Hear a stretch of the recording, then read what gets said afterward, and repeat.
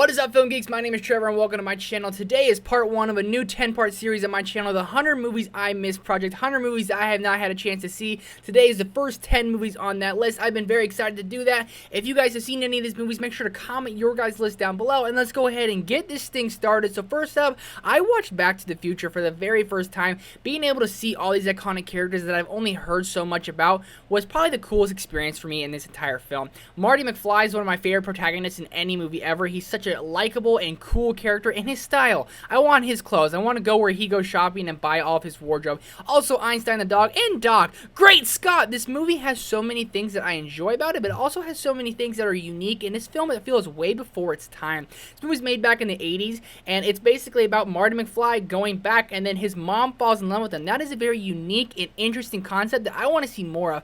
I don't think they should remake this movie, but I'm not appalled to the idea either. I enjoy Back to the Future a lot.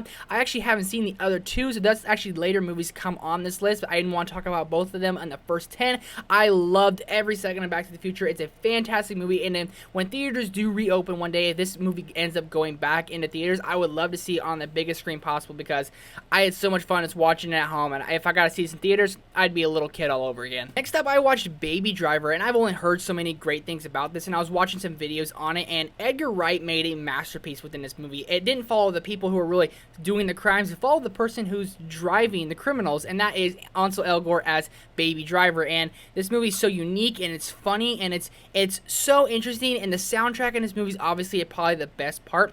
But also, I was watching a thing before the film that the movie and the music is really in like sync. Like when they're shooting a gun, it's going on with the beat of the music. I thought that was a very interesting side note.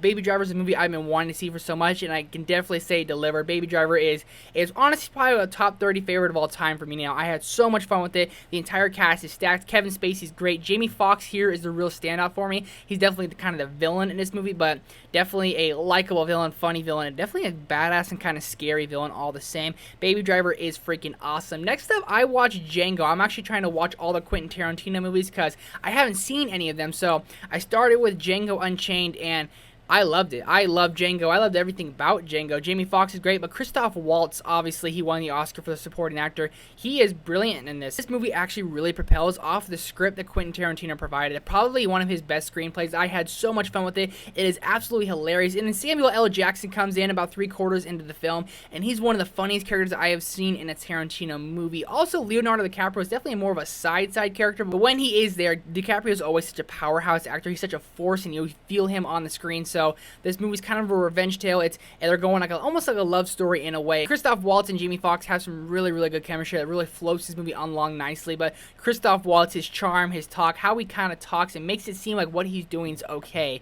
Christoph Waltz is honestly, I can't wait to see him and what he does next, and I really want to see him in another Tarantino movie. I love Django, and it was the first movie I watched of Tarantino, minus Once Upon a Time in Hollywood. So getting to watch this and really see what Tarantino's about, it was amazing. Next up is a Christopher Nolan movie, The Prestige. I actually watched this movie twice within the last couple weeks. I loved every second of it. It's a psychological thriller that keeps you guessing with a crazy ending. Then by the time you get to the last 25 minutes, all the reveals that keep coming out, you sit there and wonder how Nolan doesn't get confused when he's writing and creating these films because they're so confusing to the audience members. You're so like, how does someone make this? Nolan is a master filmmaker, and everything about this movie worked. From Christian Bale and Hugh Jackman and ScarJo, they're all acting is great, but also the storyline's so interesting. It is definitely a little longer of a movie. It's over 2 hours, but throughout the entire runtime, you never feel bored. You never feel like nothing's going to pay off, and by the end, it is the ultimate payoff. I actually watched the movie back-to-back days. I loved it so much. The Prestige is I think, a really underrated Nolan movie that not a lot of people have seen. If you haven't seen it, you definitely need to see it. And I watched another Quentin Tarantino movie, Reservoir Dogs, and this is definitely not my favorite Tarantino movie, but it's not a bad movie either. Very interesting. Doesn't take place in too many scenes. It's definitely a very interesting and different way to tell a crime movie. It doesn't really focus on the robbery. It focuses on behind the scenes, and that's something we never really got to see before. There's a narc in the group, and there's all these guys' friends. The acting is great, and the screenplay is awesome. And a lot of times, it's two guys just talking in a warehouse. They're all freaking out together, and it felt very real, and it felt very authentic. And I'm really starting to notice that Quentin Tarantino is a fantastic director, but he's a monumental writer. The screenplays for all of his films that I've watched so far are absolutely breathtaking. So Reservoir Dogs, as I said, it isn't my favorite, but I definitely had a good time watching it. And next up for another Tarantino movie that I watched is Inglorious Basterds. Talk about screenplay at its finest. The writing in this movie is absolutely amazing. And the whole time again, you think, how can someone create a movie like this? How can someone create a story like this?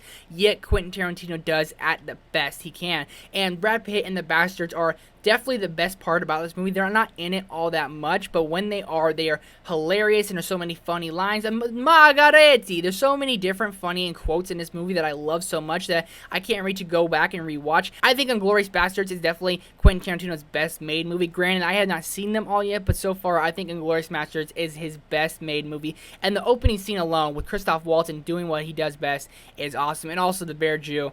That to me is just hilarious. Next up, I watched one of my favorite director's movies, Snatch, and definitely has that Guy Ritchie flair to it. Lots happening. It's a lot of crime, a lot of twists and turn that I enjoyed so much. Guy Ritchie, with this movie alone, really solidified himself as one of my favorite working directors. If you guys have seen The Gentleman from this year, it's my current favorite movie of the 2020 year, but The Gentleman and Snatch definitely seem kind of comparable. There's lots of twists and turns, gangs and mobs and violence, and lots of the same character names. They're definitely two movies that are fantastic, and Snatch, again, is unique, it's different, there's so much going on, and it's a lot of fun. You have Brad Pitt in there, and he, of course, Brad Pitt's just going to carry the load, and Guy Ritchie is definitely an underrated director. He doesn't get a lot of love for his movies, but if you haven't seen Snatch, I definitely recommend doing it. That's why I'm enjoying doing this list so much so far, because I would never watch Snatch, I would never watch Inglorious Basterds or The Prestige or this next movie coming up, which is Jaws. I never actually seen Jaws all the way through. I tried to watch it 2 or 3 times, but I never got a chance to fully sit down and watch it all. I generally ended up falling asleep, so that was on me, but getting to sit down and watch this whole movie,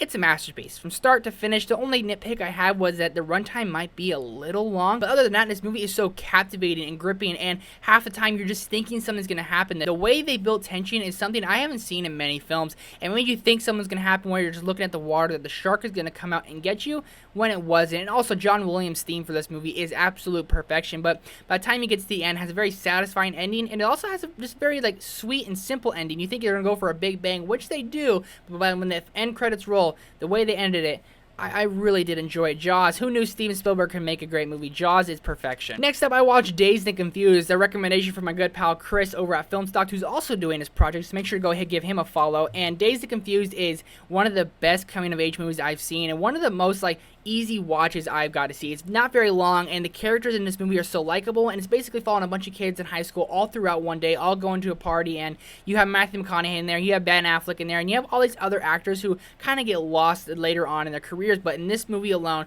these guys are amazing. Some very, very likable characters. Also, Pink, who's the main focal point of this film, he's one of my favorite protagonists in any coming-of-age movie ever. And also, you have Matthew McConaughey as Wooderson with some iconic lines. He says, all right, just keep living. Also, the entire story of this just flows really well. You have great acting. You have these kids who actually seem like they're really likable, and you have all these kids going with their different demons, different problems, kids who don't fit in, kids who are the jocks, kids who want to play sports but don't know if they want to play sports. You have everyone in there, and Dazed and Confused is very simple, but it's beautiful all in the same time. And last up on this list is going to be I, Tonya. Margot Robbie and Sebastian Stan just shine in this movie. I think it definitely got snubbed of more Oscar nominations, and I've only seen Sebastian Stan as Bucky Barnes in the MCU. To see him do something else where he isn't just this force, a hunky and just a buff guy who go out there kicking ass, you get to see him actually be a dramatic actor in I, Tonya. And also, Margot Robbie never turns in a bad performance, but especially not here, because she's not that beautiful girl that she always seems to be in movies. She's more of this mean and sadistic, awful human being in the character of Tonya. And the whole movie, you're really just seeing that her childhood wasn't there. All she did was ice skate and ice skate and ice skate and ice skate, and then she got older, and all she did was ice skate and ice skate and ice skate. She gets beat up by her mom. She gets beat up by her boyfriend. Everything that Tonya had, she had a rough life, so when you see her being mean to people and being as an absolute dick, you can agree that, you know what, you had a rough life, and I can see that you're going to act like this. But also, the acting in this movie is fantastic, but the way they told the story is probably my favorite part. It almost seemed like a documentary at times. Basically, Sebastian Stan and Margot Robbie are all getting interviewed, talking about different scenes in the movie, and I thought that was brilliant. I loved everything they did with this movie, and I was really glad to watch it. I'm really happy about doing this list so far. So that's part 1 of the 10-part series of the 100 Movies I Missed Challenge. I had a lot of fun doing it. If you guys enjoyed this video, make sure to hit that thumbs up button and hit that subscribe button. We are very close to 500 subscribers. It'd be awesome if you'd help me get there. Thank you guys so much for watching. Do me a favor and go see a movie, and I'll see you guys next time. What?